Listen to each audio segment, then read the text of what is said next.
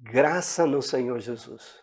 Gostaria de compartilhar hoje o texto de Efésios capítulo 2, versículo 1 até o versículo 9. Mas eu não vou ler todos, quero ler com vocês dois versículos. O versículo 1 que diz: Ele vos deu vida, estando vós mortos nos vossos delitos e pecado. E o versículo 5 que diz: Estando nós mortos em nossos delitos, nos deu vida juntamente com Cristo, pela graça sois salvos. Observe que esse texto fala a respeito de nós. No sentido geral, no versículo 1, ele diz: estando vós mortos nos vossos delitos e pecados. A Bíblia nos fala de uma morte que os seres humanos passam a tê-la exatamente devido à natureza humana pecaminosa. E ele diz aqui, mortos nos delitos e pecados. E diz uma outra coisa, explicando melhor o que é morto em delito e pecado. No versículo 2 ele diz: no quais andaste outrora. Andaste em quê? Nos delitos e pecados. Esses delitos e pecados, ele diz aqui que é segundo o curso deste mundo.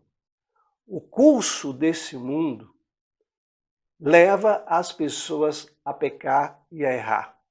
Já temos a natureza humana fraca e o mundo vai nos conduzir nisto.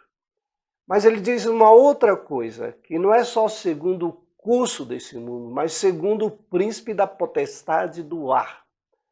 Ou seja, o príncipe da potestade do ar aqui é Satanás. E ele vai, juntamente com o mundo, vai nos conduzir cada vez mais nos nossos delitos e pecados.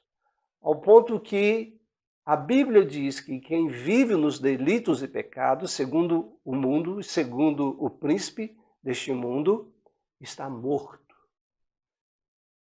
Esta é a morte espiritual. A morte em que você não consegue vencer os delitos e pecados.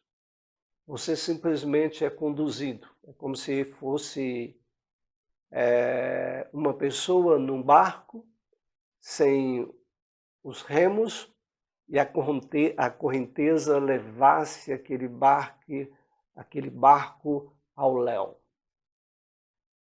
É assim que o mundo faz. Mas tem uma outra história aqui.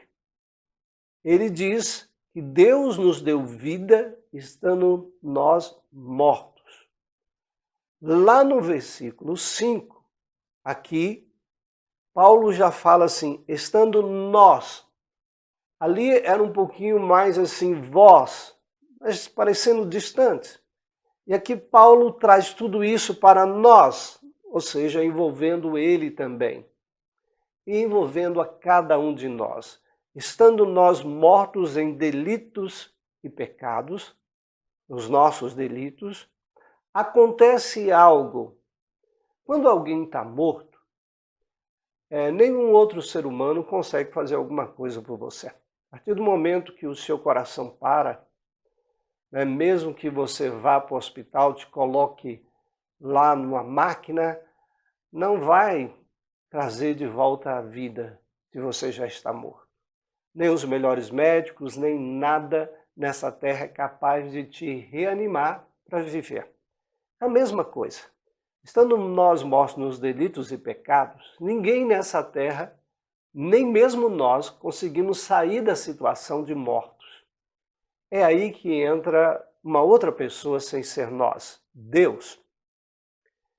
Ele diz no versículo 4, mas Deus, sendo rico em misericórdia, e diz aqui também, por causa do grande amor, duas coisas.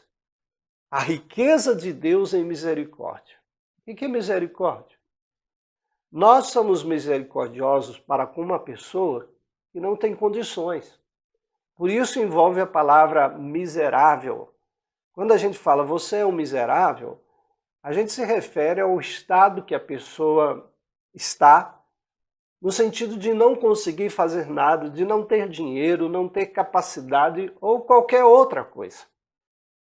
E Deus é aquele que exerce a misericórdia sobre os miseráveis, que somos nós, sem merecermos.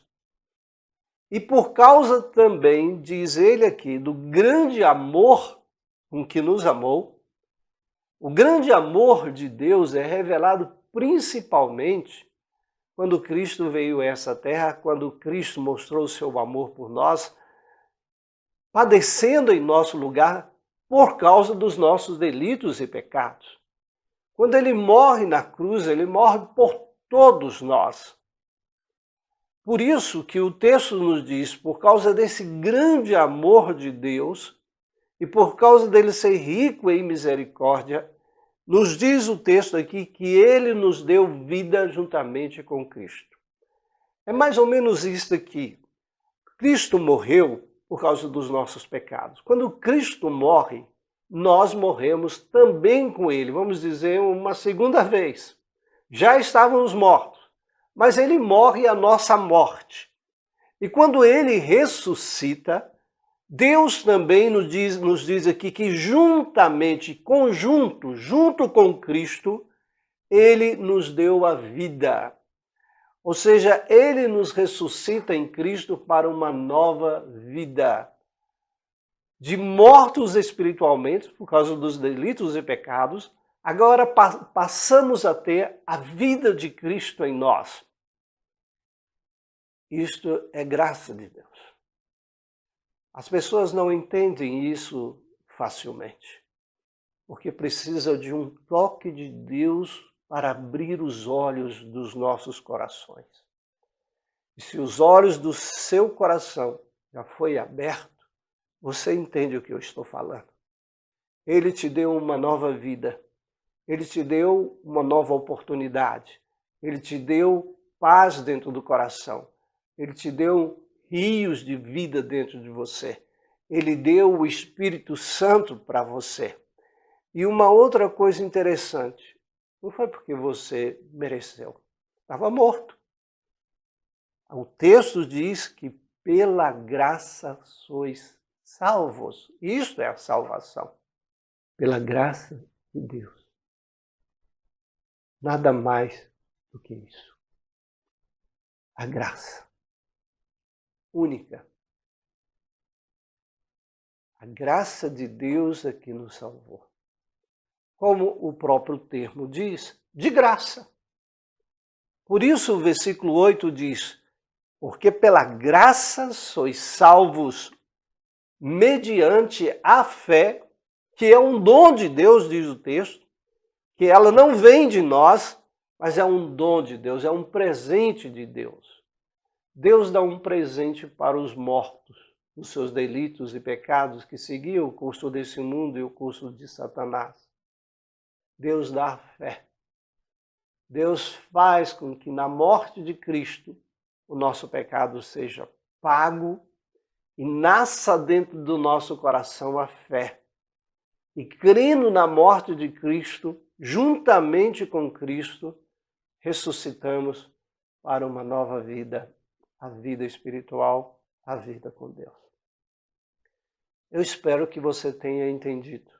Não é por causa de obras, como diz o versículo 9, porque senão a gente ia se gloriar, se sentir muito especial.